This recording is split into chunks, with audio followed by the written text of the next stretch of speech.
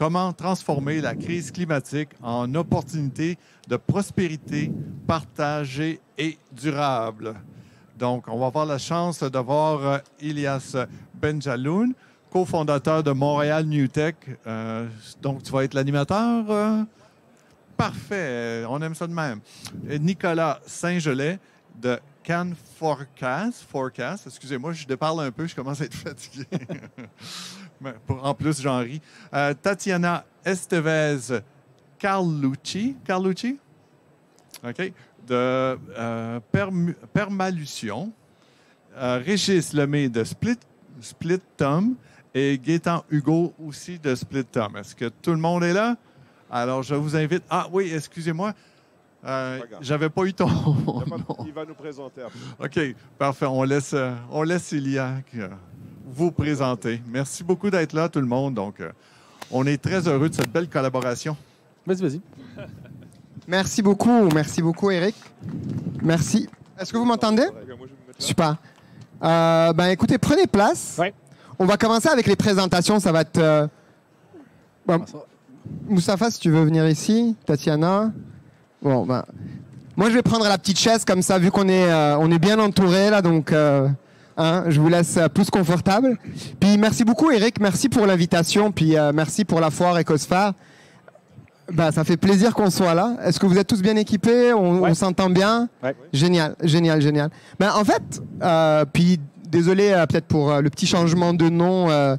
On voulait vraiment que Moustapha soit là, puis on n'était pas sûr, etc. Donc, on a eu la chance de la confirmation. Donc, on en profite. Puis, évidemment, on est très heureux. En fait, ce que je vais faire, parce que souvent, on parle beaucoup avec les startups, etc. Puis, on a la chance, évidemment, d'être là aujourd'hui pour tirer parti de, on va dire, ce qui est malheureusement vrai, c'est qu'on vit une crise. Mais le sous-jacent de tout ça, c'est de dire comment est-ce qu'on peut l'avoir comme une opportunité. Puis on pense sincèrement que dans n'importe quel problème, il y a des opportunités. Et je pense que ça serait bien, et pour l'introduction, et peut-être pour vous présenter rapidement, si vous voulez bien, qu'on se fasse un petit one-minute pitch, là. Est-ce que c'est faisable? Puis après, on rentre dans le vif du sujet? Ouais. Super. D'habitude, on dit l'honneur aux dames. Mais moi, ce que je vais faire, c'est que je vais demander à Tatiana de désigner quelqu'un qui va commencer. Ça va être plus le fun. Donc là, tu as l'embarras de 3 charmants hommes, on va dire. Donc tu peux choisir. C'est toi qui décides. Qui pitch? Étant donné que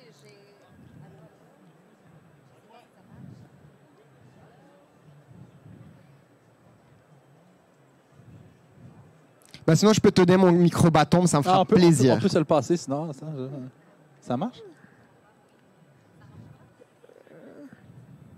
Ça marche pas? OK, super. Ce qu'on va faire, ça dérange pas. Ouais. Ce qu'on va faire, Moustapha, ça dérange pas de changer avec Tatiana de place? Puis tu vas venir à côté de moi et on va recommencer tout ça. Ça te va? Puis je vais... Super. En fait, Moustapha, ce que t'as pas compris, c'est que je voulais m'asseoir à côté de Tatiana. Je ne savais pas comment le faire.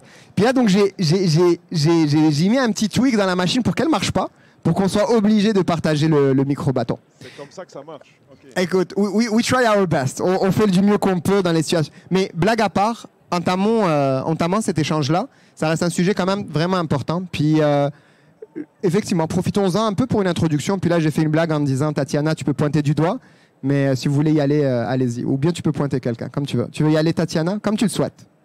Oui, moi, je peux y aller, mais je vais choisir quand même Moustapha parce que je ne sais pas trop qu'est-ce que vous faites. Donc, j'ai déjà parlé avec les autres panélistes. Donc, bonsoir tout le monde. Moi, c'est Tatiana Estevez. Puis, je suis fondatrice PDG chez Permalution. C'est une start-up qui travaille sur la technologie et l'innovation pour la collecte d'eau des nuages et brouillards. Donc, de la même façon que la pluie se considère précipitation verticale, la nuage se considère précipitation horizontale, puis on peut en tirer jusqu'à 3 fois plus d'eau qu'avec la pluie. Donc, c'est ça, on a déployé des projets en agriculture, en conservation, mitigation de feux de la forêt, industrie minière. Puis maintenant, on s'en va avec des gouvernements dans l'industrie des services d'eau. Donc voilà, c'est le one-minute pitch.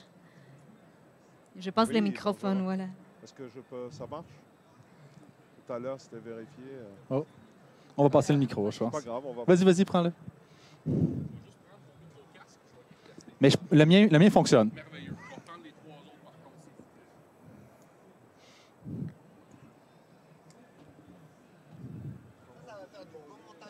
Peux-tu l'enlever sans enlever le veston?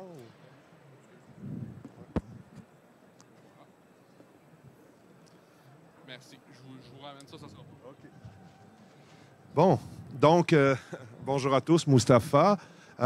Mon entreprise, Grouponyme, apporte une solution spécialement pour les grandes entreprises, les grandes industries qui sont grandes émettrices de gaz à effet de serre et qui veulent décarboner leurs activités parce qu'elles consomment beaucoup de gaz naturel, de mazout et tout ça. Et elles veulent décarboner sans que ça coûte trop cher. C'est normal. C'est le principe du développement durable. On doit veiller à la sphère environnementale, mais aussi à équilibrer avec l'aspect économique. Il faut que l'entreprise continue à exister et l'aspect social, d'accepter ce qu'on fait. Donc, on a développé une solution qui tout simplement leur propose un produit énergétique qui remplace le gaz naturel et le mazout. Et ce produit, c'est fabriqué à partir de déchets de bois.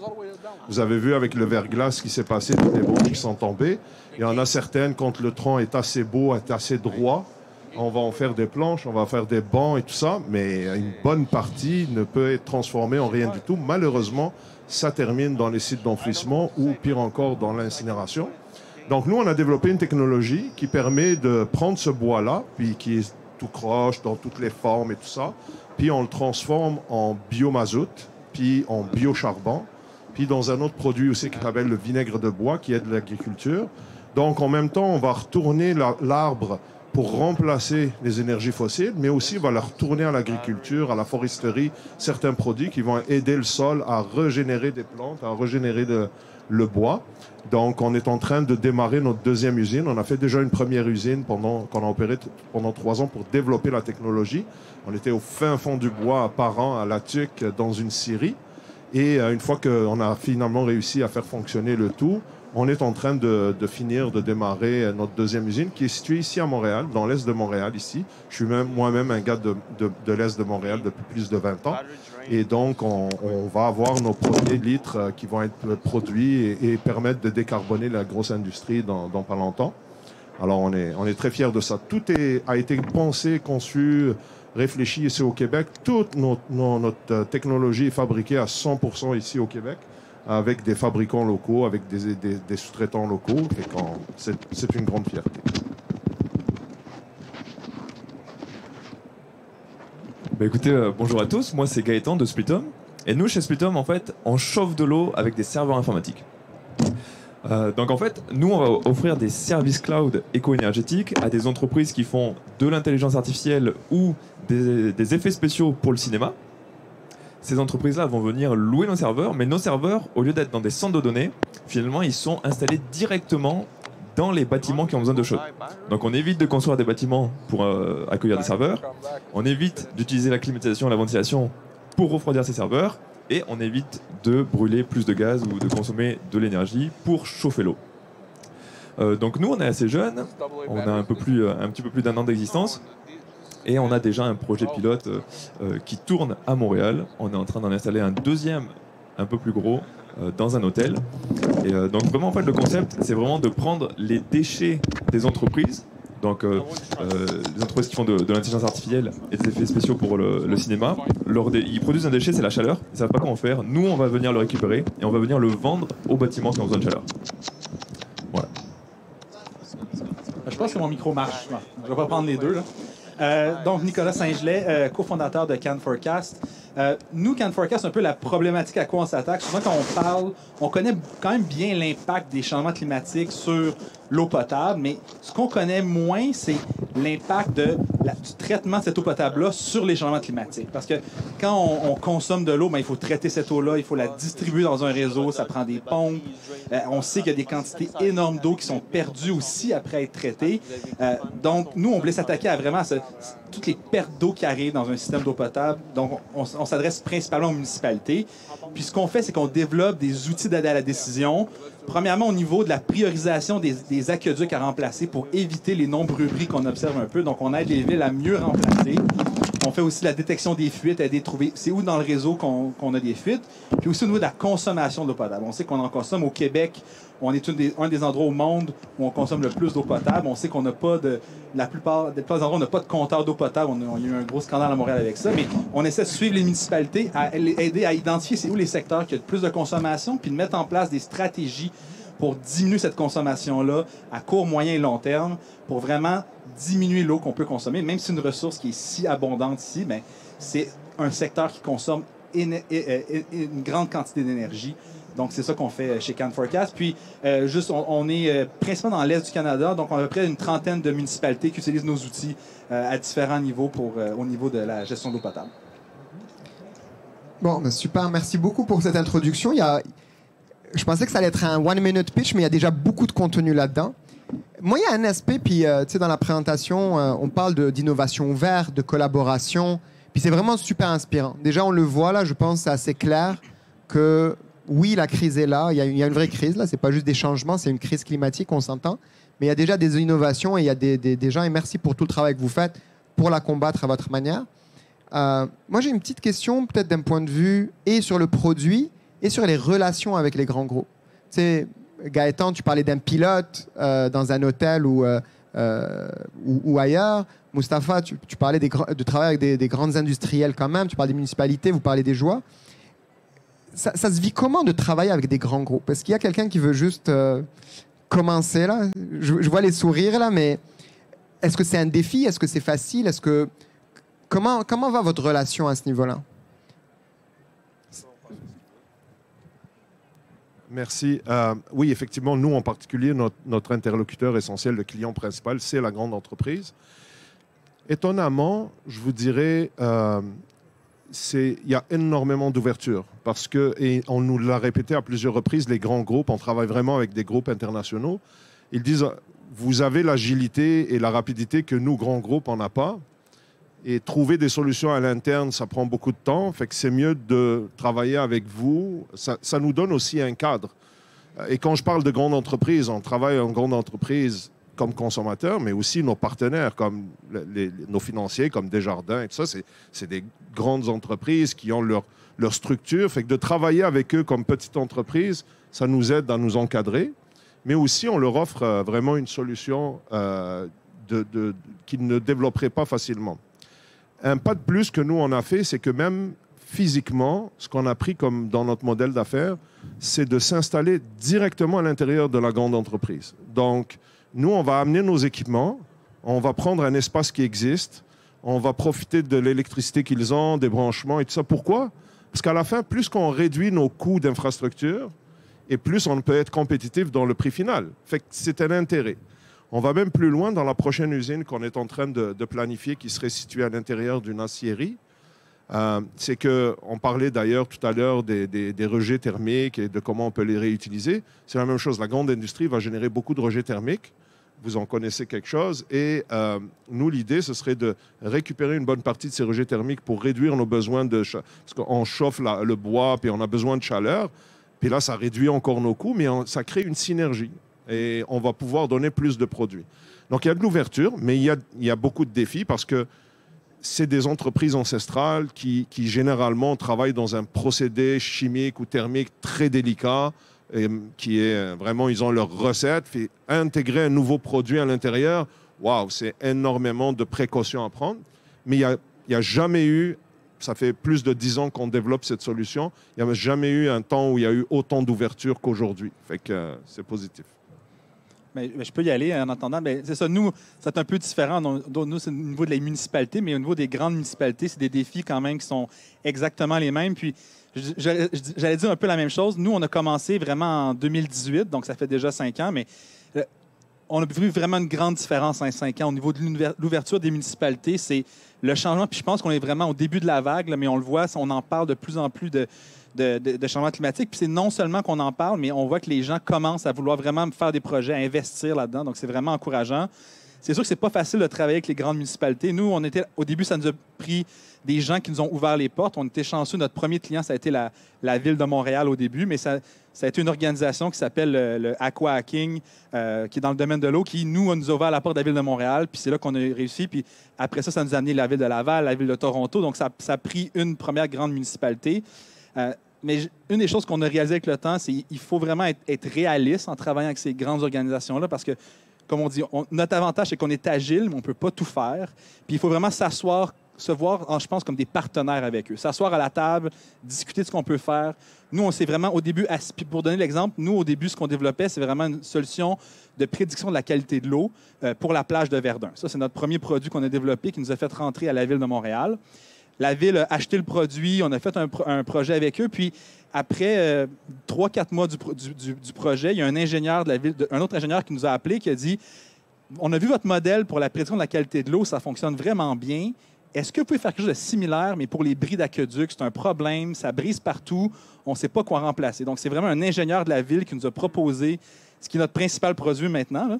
Puis on s'est assis avec eux, puis on a pris quelques heures, puis on a dit « Expliquez-nous le problème. » Puis après ça, on a pris un 3-4 mois, on a développé l'outil, puis maintenant, c'est l'outil qu'on vend le plus au Québec, en Ontario. Donc, vraiment, je pense qu'il faut les voir comme des partenaires pour comprendre leurs problématiques. Puis après ça, je pense que c'est vraiment important, en termes d'innovation ouverte, de voir ça un peu comme ça avec ces grands joueurs-là. Là. Ouais. Parfait. Bon, nous, en tant que grands joueurs, on a déjà travaillé, on travaille avec des gouvernements, aussi on a travaillé avec le secteur minier, électrique. C'est pas la même chose aussi quand on travaille avec des gros joueurs, des entreprises technologiques qui sont beaucoup plus agiles de la façon de travailler. Maintenant, on est en train de rentrer dans un nouveau marché pour recycler la vapeur, puis les brouillards artificiels qui sortent des centres de données, puis des industries qui utilisent la vapeur.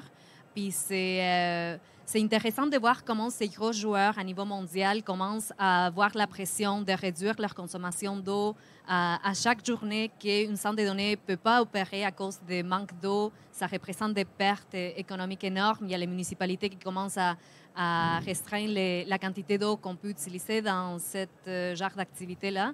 Donc, on voit dans les domaines privés, il y a des compagnies qui ont des bons agendas ESG. C'est plus facile, beaucoup plus facile de travailler avec eux. C'est des cycles de vente plus courts. Mais quand on travaille avec des gros joueurs qui veulent des retours d'investissement pour remplacer les camions d'eau qui s'en vont dans les mines, puis c'est des cycles de vente beaucoup plus longs. Puis c'est aussi des cultures corporatives très différentes. Donc, on a eu des différentes expériences dans différentes industries. Mais bon, on était des bonnes expériences au fond, mais voilà. Merci beaucoup. Puis, si j'ai bien cru comprendre, puis je vais juste peut-être essayer de résumer un petit peu pour savoir. Donc, Mustapha, vous parliez tout à l'heure de... Oui, ce sont des industries ancestrales ou parfois... mais vous vous mettez au cœur, vous devenez partenaire, vous allez même à l'intérieur pour savoir ce qui s'y passe bien, pour tisser des liens de confiance, pour, dans le fond, être au cœur de leur démarche. Tout à l'heure, Nicolas, tu parlais d'avoir des intermédiaires. C'est intéressant que tu parles de aqua hacking. Si je ne me trompe pas, c'est 2016 ou 2017 2016, oui. 2016. C'était le hackathon qu'on les avait aidés à organiser ça. Je m'en rappelle maintenant, là. Puis il y avait la ville de Montréal. Et ce qui est vraiment intéressant pour les gens peut-être qui nous écoutent, c'est que on revient quand même loin, là. Puis c'est intéressant, tu me rappelles ma jeunesse. Mais blague à part, c'est ces intermédiaires-là, donc, qui sont capables de tisser des liens de confiance avec la ville de Montréal, avec les hackers, les jeunes, etc., les amener autour de la table et faciliter cette relation-là pour développer quelque chose. La deuxième chose que tu as dit, c'est que leur produit initial n'est pas le produit le plus vendu aujourd'hui. Le produit initial, c'était A, et en travaillant avec la ville de Montréal, les intermédiaires, des gens gentils, des experts, etc., ils se sont rendus compte qu'une personne de la ville les a orientés vers un produit qui aujourd'hui est le meilleur vendeur. Mm-hmm. Et pareil, tu parlais tout à l'heure, Tatiana, de la différence et la multiplicité des différentes organisations qui ont chacun leur culture, qui ont chacun leur... Et moi, je veux te poser une question peut-être un peu bête, là, donc je m'en excuse, je suis peut-être un peu naïf, mais comment tu gères cette multiplicité-là, ces différences? Est-ce que tu as comme un petit quelque chose, là, mis à part, je sais pas là, mais est-ce qu'il y a un petit quelque chose pour gérer cette multiplicité-là? Présentement, on a une équipe très forte, puis on distingue très bien les différentes industries puis les différentes applications dont on travaille. On a des différents systèmes de vente pour les différents types de clients que nous avons aussi. Les discussions sont beaucoup plus différentes. Notre façon de pitcher aussi, c'est différente. Donc, il faut s'adapter aux clients. Puis, une fois qu'on commence à trouver l'équation de vente pour chacun d'eux, on commence à développer par rapport à ça. Puis, établir les équipes pour bien gérer ça. On commence à travailler avec une des plus grandes agences de développement humanitaire aux États-Unis, à USAID. Puis voilà, c'est encore une fois une nouvelle façon de vendre ce type de projet. L'eau, on l'utilise partout. Donc, ça a été un challenge, c'est sûr, mais avec les bonnes équipes, avec les bons talents, c'est ça, on s'en sort très bien. Super, j'adore l'équation de vente. Quand tu développes l'équation de vente, là, tu développes tes verticales. Il faut bien s'entourer, mais l'équation de vente. Je vais mettre debout parce que cette histoire-là de micro est quand même un peu... On va s'adapter. On va faire contre mauvaise fortune, bon quart. Je ne sais pas si la caméra fonctionne, mais c'est pas grave. On va jouer comme ça. Gaëtan, on vient de parler de l'aspect de vente et justement, toi, tu sais, juste pour le public là, c'est 4 compagnies qui ont des niveaux de maturité différents. C'est volontaire. On veut avoir ce différent niveau de maturité là parce que si on doit inspirer la nouvelle génération, ben on doit l'inspirer à travers tous les niveaux. Et donc, merci beaucoup d'avoir pris du temps. Quand on est entrepreneur, on est occupé. Donc, être là aujourd'hui, on n'est pas là pour vendre quoi que ce soit. On est là vraiment pour partager l'expérience. Donc, merci de prendre votre temps. Gaëtan, on vient de parler de l'équation de vente. Je sais que toi, tu n'as pas encore cette équation de vente. C'est tout à fait normal. C'est l'entreprise la plus jeune du panel. Bon, je ne parle pas en âge, je parle en âge d'entreprise. Qu'est-ce que tu trouves comme défi dans la vente? Et c'est correct, on est entre nous, c'est peut-être filmé, mais c'est pas grave, tu peux parler quand même.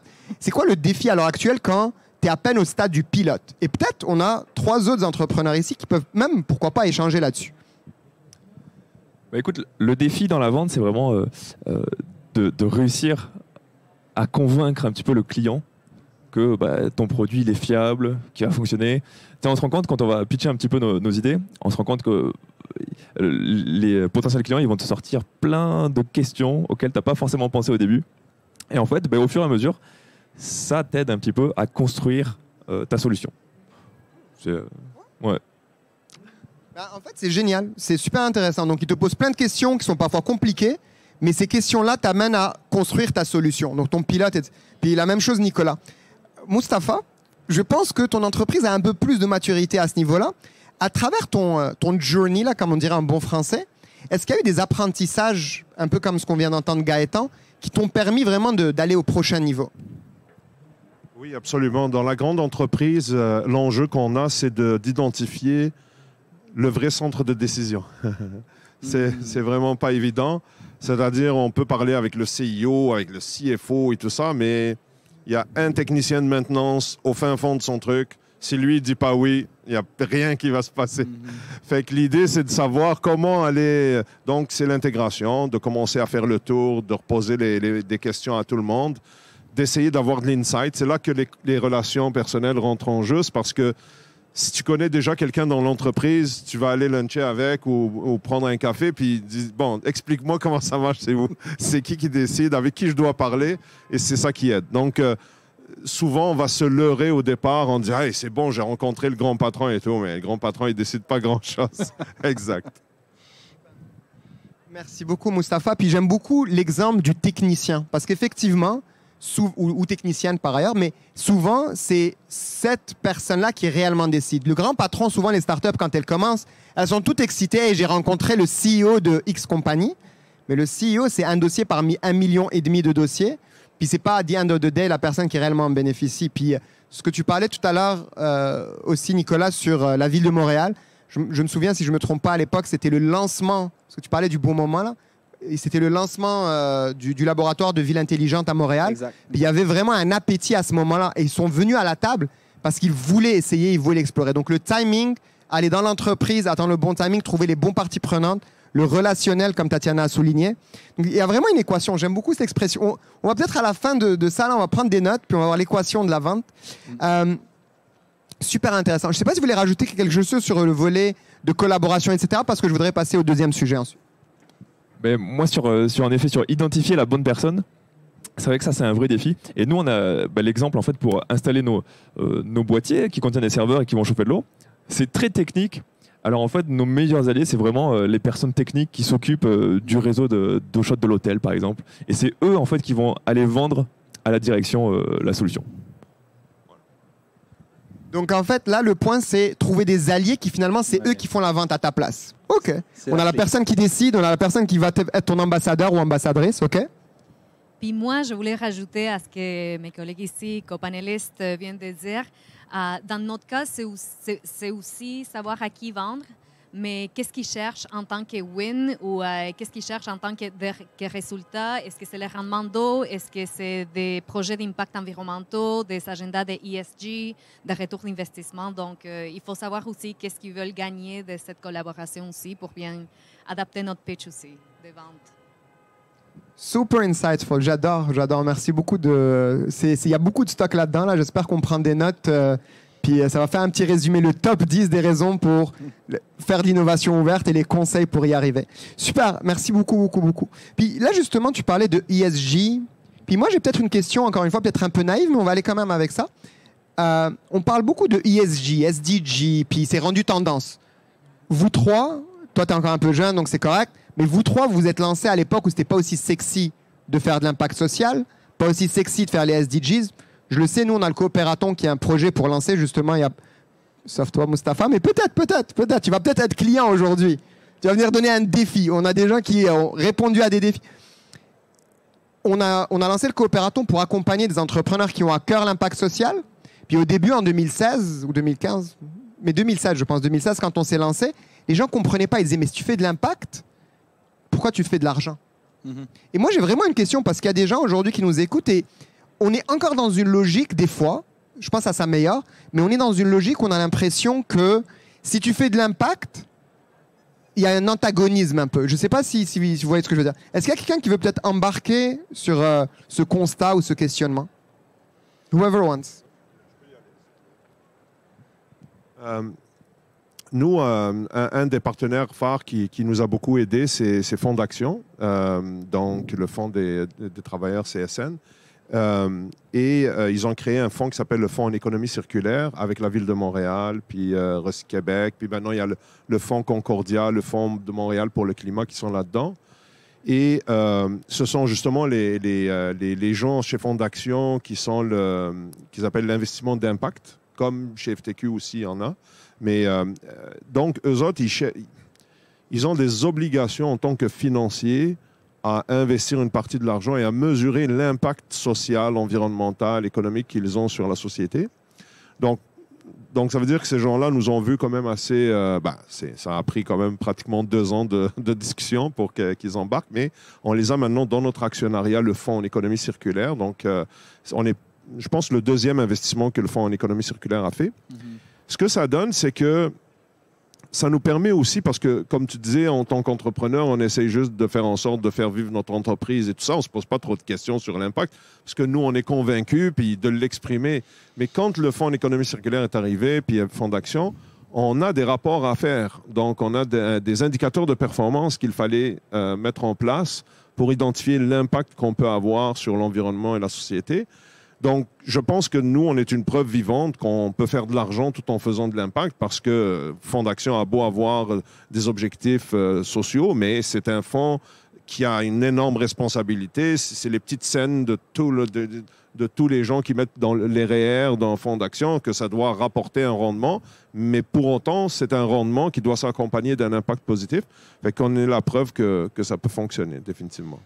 Mais si je peux, je pense que c'est beaucoup au niveau du support, en effet. Nous, quand on a commencé, on est allé à l'incubateur District 3, qui avait quand même un historique au niveau de... Fait qu'ils nous ont vraiment beaucoup accompagnés dans ce cheminement-là de jongler un peu ça avec être une entreprise à but lucratif, mais en même temps avoir une mission sociale. Parce que c'est sûr qu'au début, quand on était en 2018 avec les municipalités, l'argument premier, c'était l'argument monétaire. C'était pas l'argument de est-ce qu'on va sauver de l'eau, c'était l'argument qu'est-ce qu'on peut faire sauver. Mais comme j'ai dit, ça a changé beaucoup avec le temps. Puis maintenant, on peut avoir beaucoup cette discussion-là, plus à 2 niveaux. Puis c'est vraiment Puis en effet, au début, on est tellement aussi... Nous, on sait l'impact qu'on a, mais ce qu'on pense, c'est...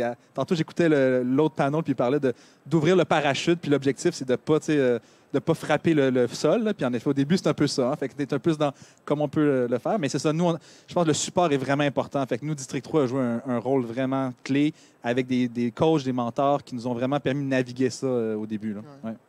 Puis, je ne sais pas si vous voulez rajouter quelque chose ou tu es correct? OK. C'est parfait. Non, c'est parfait. Puis écoute, un panel dynamique, puis tout le monde n'a pas obligé de répondre à toutes les questions. C'est mieux encore comme ça. On avance.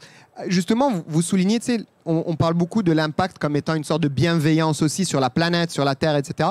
Mais ça reste quand même, en termes d'investisseurs, les VC, l'investissement institutionnel ou autre, ça reste un ROI qu'on cherche. Tu parlais des ressources aussi et de se jeter en parachute sans pour autant avoir tout finalisé.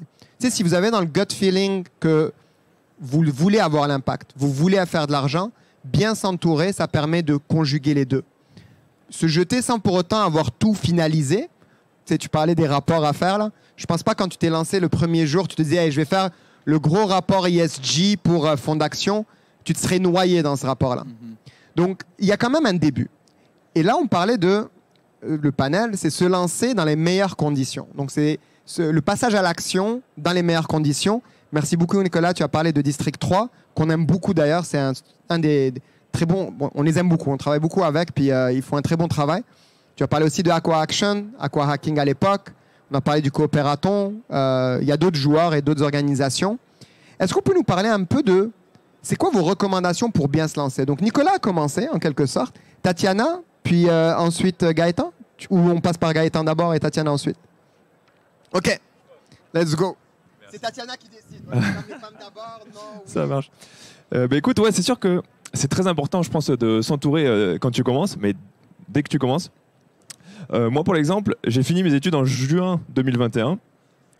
Et puis, j'ai décidé de lancer le projet en août 2021. Et dès que j'ai décidé de lancer le projet, j'ai cherché un espace de coworking pour justement m'entourer de personnes qui pourraient m'accompagner, des personnes qui sont déjà passées par là, qui ont déjà réussi en quelque sorte. Et en fait, dès le jour 1, par exemple, ça a vraiment bien marché. J'ai rencontré plein de gens qui m'ont aidé sur les pitchs de vente et tout au début. Ensuite, en octobre, on a rejoint un incubateur, l'incubateur en technologie propre de Polytechnique Montréal. Et pareil, ils nous ont beaucoup accompagnés. Et donc, c'est vraiment important de s'entourer. Par exemple, ce que j'aime dire, c'est que c'est plus important les relations que la technique finalement. Parce que nous, OK, on fait des choses très techniques dans la société, dans l'entreprise. Mais sans les relations, on n'aurait pas le projet pilote à Montréal, on n'aurait pas le projet pilote non plus dans l'hôtel à Drummondville. Donc c'est vraiment grâce aux relations qu'on arrive à s'implanter. Et pareil pour comment dire, trouver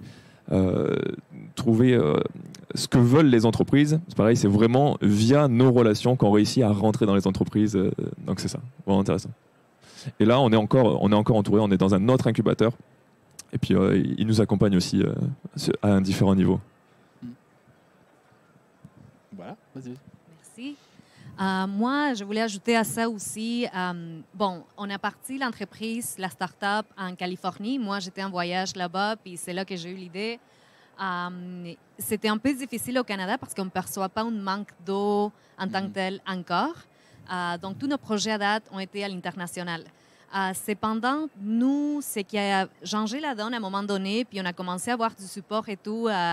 Moi, au début, je pensais il faut qu'on aille la meilleure technologie, qu'on aille les meilleurs modèles d'affaires et tout. Ce qui a tout changé pour nous, c'était la première vente. Donc, des fois, on met toutes les ressources dans des autres aspects de la compagnie, de la start-up, mais il faut s'assurer que notre solution, même si on y croit vraiment, puis on a la meilleure solution, on peut la vendre, puis il y a quelqu'un qui est intéressé dans les marchés d'acheter ce qu'on est en train de bâtir. Donc voilà, je voulais ajouter. Oui, vas-y.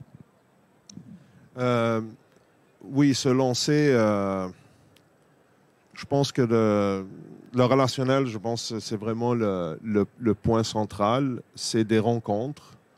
Et ce que je peux dire, c'est que down the road, une fois qu'on commence à être opérationnel, le relationnel aussi à l'interne devient super intéressant, super important d'avoir la bonne équipe, de s'entourer des bonnes personnes qui viennent tranquillement s'intégrer au groupe et eux-mêmes ramènent des relations. Je vous donne un exemple. Nous, dans notre cas, on s'est fait joindre par un ingénieur mécanique senior qui était un ingénieur d'usine ailleurs, qui était très bien dans son usine. Et ses collègues lui disaient, mais t'es malade, pourquoi tu quittes une compagnie bien établie pour aller dans une qui démarre Puis lui, il arrive d'Amérique latine, puis il dit, moi, c'est rien pour moi, je vois, c'est ça l'avenir, c'est ça, je veux aller là où c'est. Mais quand il est arrivé, non seulement il a ramené son expertise, mais il a un relationnel au niveau des sous-traitants, des fournisseurs et tout ça, c'est incroyable. Il nous a ouvert tout de suite des portes. Ah, ce type de pièce, je connais le fabricant, il l'appelle, il le ramène. Donc, ça vient rajouter à ce que tu dis. Tu sais, l'ingénieur mécanique senior qu'on a ramené, on l'a ramené parce que c'était un ingénieur d'usine qui connaît ça sur le bout des doigts, mais il est venu avec son relationnel qu'on ne s'entendait pas. Et c'est ça vraiment qui fait la différence dans l'exécution.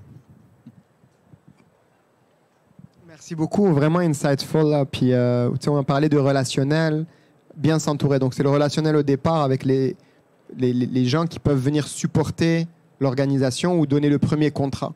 Puisque Tatiana dit, c'est quelque chose qu'on vit aussi quand on travaille avec des startups, c'est que souvent les entrepreneurs sont tellement passionnés par leurs produits que s'ils ont $10, disons, ils vont mettre $9 dans le produit. Puis quand ils vont avoir réalisé le produit, là, ils vont se dire, mais tabarouette, il faut que je le vende, ce produit. Puis là, $1, tu fais pas grand-chose. Puisque souvent, on dit aux entrepreneurs, ou en tout cas ceux avec qui je travaille, c'est, écoute, si tu as $10 pour faire un produit, mais $5 dans le produit, puis $5 à développer ta clientèle, à t'entourer, un peu comme ce que Tatiana a souligné, etc. etc. Un des points essentiels, c'est l'équipe. Puis je pense que bien s'entourer, surtout quand tu es jeune et petit, mais jeune en termes de compagnie, c'est vraiment crucial d'avoir des bonnes personnes. C'est Mustapha, tu as souligné ce cas de cette personne d'Amérique latine, si je ne me trompe pas, qui avait une bonne relationnelle, qui a quitté un emploi stable, mais pour se projeter vers l'avenir. Tant mieux, pour vous. Et pour lui probablement. Mais quand tu es jeune et que tu es 4 personnes dans une entreprise, si tu rajoutes un employé ou un cofondateur ou cofondatrice, tu viens de rajouter 20% de plus de ta masse. Et ça, c'est énorme. Plus tu vas grandir, plus ça va changer. Donc ma question par rapport à l'emploi, que ce soit un cofondateur ou un employé, surtout au début, comment tu choisis et comment tu les trouves? Puis la chance joue un petit rôle, ça on le sait. Mais est-ce que vous auriez un conseil ou une expérience? Comment vous les avez trouvés? Parce que, il n'y a pas de Tinder des cofondateurs, il n'y a pas... tu peux aller sur LinkedIn. Est-ce que quelqu'un veut se lancer? Je ne vous les donne pas facile, hein? Non, question pas facile, en effet. Moi, quand j'ai commencé, en fait, j'ai fait, je pense, un petit peu l'erreur de base, c'est-à-dire que j'ai décidé de m'entourer des gens pour, finalement, leurs compétences techniques, que moi, j'avais pas, et qu'en fait, on se complétait. Et en fait, ça n'a pas marché. On n'a pas fait long feu ensemble, on a duré quelques mois. Et puis finalement, j'ai trouvé mon cofondateur actuel un petit peu par hasard. Voilà, on se connaissait un petit peu par hasard. Et puis j'ai commencé à lui parler du projet. Et puis au bout d'un moment, il y a eu comme un déclic. Et puis on s'est fait des rencontres, on a parlé plus grandement du projet. On a décidé de travailler 4 mois ensemble. Et seulement après ces 4 mois, il est venu intégrer la société. Et donc là, c'est comme ça, en fait, c'est vraiment... c'est ça, c'est vraiment une relation humaine, en fait, qu'il faut faire. C'est comme on dit souvent, l'association, c'est pire qu'un mariage. Mais le problème, c'est que tant que tu l'as pas vécu, tu ne sais pas ce que ça veut dire. Et donc, je pense que c'est vraiment important de travailler, d'avoir cette relation avant de décider de s'engager. Ce que j'aime beaucoup dans ce que tu soulignes, c'est que tu as vécu une mauvaise expérience. Puis déjà, merci beaucoup pour la transparence et... C'est vraiment, j'aime beaucoup la vibe. Merci de vraiment dire les vraies choses telles qu'elles sont. Et ce que tu soulignes, c'est que ta première expérience n'a pas été bonne parce que tu t'es entouré au niveau technique. Ta deuxième expérience, tu as pris 4 mois de dating avant de t'engager. Puis, tu n'as pas eu peur de parler de ton idée. Beaucoup des entrepreneurs avec lesquels on travaille sont un peu secrétifs. Ils disent « Ah, moi, mon idée est tellement géniale, je ne vais pas en parler, tu vas me la voler. » Alors qu'en fait, c'est tout à fait l'inverse. C'est plus tu en parles, plus tu l'enrichis, plus tu te donnes l'occasion de rencontrer ton cofondateur, etc., etc. Donc, merci pour ce insight aussi. J'essaie de les souligner là pour les gens qui nous écoutent, au cas où ça passe inaperçu, mais c'était vraiment super intéressant. Si je peux ajouter là-dessus, je pense que c'est beaucoup de bons points. Puis en effet, c'est le genre de choses où on va se tromper. Puis il ne faut pas avoir peur. Des fois, que ce soit un cofondateur, un employé, des fois, ça ne fonctionnera pas. Puis surtout quand on est dans des petites équipes. De notre côté, on est vraiment allé vers une stratégie. Nous, on était des scientifiques, puis on essaie d'aller vraiment très diversifié. Même si on travaille dans le domaine de l'eau, on a dit qu'on voulait des gens très diversifiés. Donc, au début, on avait des physiciens avec nous, des chimistes, Moi, je suis un biologiste de formation, des ingénieurs. On a voulu vraiment mettre une équipe diversifiée. Et aussi, tu sais, en technologie, souvent, c'est des personnes très jeunes. Notre premier programmeur, on a recruté quelqu'un qui avait, je pense, il avait 50 ans à l'époque. Puis lui, il voulait recommencer. Puis ça a été un de nos meilleurs emplois qu'on a jamais eu. Tu sais, diversifié aussi. Des fois, on bloque, mais en termes d'âge ou tout ça, c'est vraiment d'aller chercher des forces un peu partout. Puis ça donne, je pense, beaucoup de résilience. Puis des idées aussi.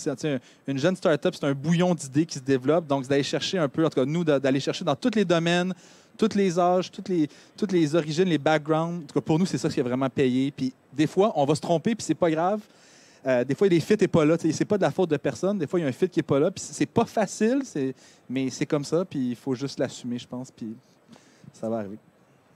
Puis, moi, pour ajouter à ça en particulier, parce que oui, on peut se tromper. Moi, j'ai passé par 3 cofondateurs jusqu'à temps que j'ai trouvé mes collègues, mais j'ai mis des ententes très claires, pas d'entente, pas d'attente, comme on dit. Puis c'est ça, si jamais ils ne pouvaient pas me livrer ce que moi j'attendais de leur côté, c'était comme OK, bye bye, tu n'as pas réussi, tu me signes ici que tu renonces aux shares, à la partie de l'entreprise qui était attribuée. Puis je connais beaucoup de fondateurs qui ont parti ça avec des amis, avec des partenaires, puis après ça ne marche pas, il n'y a pas de s'entente. C'est très difficile d'enlever quelqu'un du cap table. Donc, avoir aussi cette perspective à futur, c'est très important. Parce que si jamais ça n'achève pas les attentes qu'on avait, bon, on a des outils pour mitiguer ça. Donc, ça, c'est quelque chose qui a marché très bien pour nous. Puis aussi, de la façon que moi, j'ai trouvé mes cofondateurs, c'était avec qui je travaille maintenant, ça fait 4 ans. C'était à travers des événements, des connexions, des relations. Moi aussi, j'ai travaillé pendant 3-4 ans en tant que chef d'innovation chez Bosch à Mexico. Puis j'avais une équipe très forte. Quand j'ai parti de Bosch pour partir mon projet, il y avait une partie de mon équipe qui m'a dit « Moi, je veux aller avec toi. J'y crois à ça. J'ai beaucoup travaillé avec toi. J'avais des années d'expérience. Donc, c'était une décision très facile pour moi. Je suis très fière de mon équipe. Puis de la façon qu'on grandit, on s'assure aussi de bien établir les bases opérationnelles entre nous avant de trop grandir, parce qu'après, c'est plus difficile d'établir les processus, les méthodologies. Nous, on a été très bien accompagnés. On a fait partie aussi de l'accélérateur de Google qui nous a établi des bons systèmes de gestion pour nos équipes. Donc ça a très bien marché pour nous aussi. C'est un peu. Dans notre cas, ça a été, depuis les dernières années, un marathon pour nous, d'endurance. Et tout simplement, ceux qui ne tenaient pas le coup ne sont pas restés. Fait que ça, on n'a jamais créé, on a fait toutes les mêmes erreurs, mais nous, on n'a pas atteint un niveau où on s'est chicané ou quelque chose comme ça. Ça s'est comme dissous d'elle-même parce qu'il n'arrivait plus à suivre, il ne pensait pas au succès de l'entreprise. Puis on est resté 2 à être... on s'appelle souvent des têtes de mule parce que pour nous, à aucun moment on a pensé qu'on allait échouer ou quoi que ce soit, on ne le pense toujours pas. Donc ça a créé vraiment, puis mon associé Yvon et moi, on est très, très complémentaires. Moi, je suis beaucoup auprès de la grande industrie, donc du client final, je suis dans le développement. Lui, c'était un gars d'opération, c'était un doer, c'est vraiment au niveau de l'usine, fait qu'on se complète super bien. Pour les employés, on a finalement aujourd'hui, en plus des deux fondateurs, on a 4 employés, 5 employés, pardon. Et c'est drôle parce qu'on a 3 méthodes différentes de recrutement qu'on a appliquées. Dans un cas, on a travaillé avec une firme de placement parce qu'on avait besoin d'un électromécanicien. C'est quand même assez rare. C'est bien l'avantage de la firme de placement quand tu n'as pas encore les budgets, c'est pouvoir payer en fonction de ta disponibilité. On était bien contents. Fait qu'à un moment donné, on avait des postes d'opérateurs. On leur a demandé de nous trouver du monde. C'est ce qu'ils ont fait. Donc ça a été 2 employés qui ont été recrutés comme ça permanents. Ensuite, on a affiché des postes d'ingénieurs tout simplement dans Indeed et tout ça. Fait qu'on a reçu pas mal d'offres, dont 2 ingénieurs, une ingénieure en procédé puis un ingénieur mécanique. Très bonne personne. Pardon, c'était l'ingénieur mécanique seulement. L'autre, c'était PME Montréal, qui est un de nos partenaires aussi. Puis ils ont une espèce de service de placement, surtout pour les personnes immigrantes. Puis il y avait cet ingénieur qui travaillait déjà dans l'industrie, je pense, du jouet, qui avait perdu son emploi. Ils ont fait des fermetures de postes. Puis là, ils ont dit, écoutez, on a vu son pédigré, puis... donc, ça, c'est une autre méthode. La dernière, c'est tout simplement, on avait à un moment donné un sous-traitant dans tout ce qui est fabrication mécanique, tout ça, installation. Ils avaient une équipe à temps plein pendant plusieurs semaines et mois pour bâtir l'usine. Puis il y en avait un en particulier qui se démarquait de tout le monde. Puis ça a donné qu'il ne s'entendait pas avec son employeur. Et il a quitté, puis tout de suite, on lui a fait une offre pour nous rejoindre. Parce qu'aujourd'hui, c'est le plus ancien de l'équipe parce qu'il était là avant même les autres employés. Je vous dirais, c'est un enjeu. Il faut beaucoup de chance, tu l'as dit tout à l'heure. C'est vraiment aussi un facteur de chance. C'est sûr que c'est la chance, mais je pense qu'il y a bien une chose que vous avez souligné tous les quatre aujourd'hui, c'est que la chance, ça se provoque.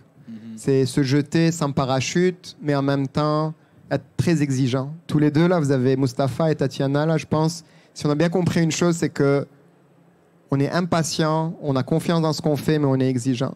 Toi, tu as dit, moi, j'ai pas d'entente, pas d'attente, mais par contre, c'est on avance, si tu livres pas la marchandise, t'es out. Puis le cap table, là, c'est bien cute, là, mais mon entente, c'est non, on va pas aller dans les problèmes. Je te mets dehors avant que j'ai des problèmes à te faire mettre dehors, parce que tu as pas livré la marchandise.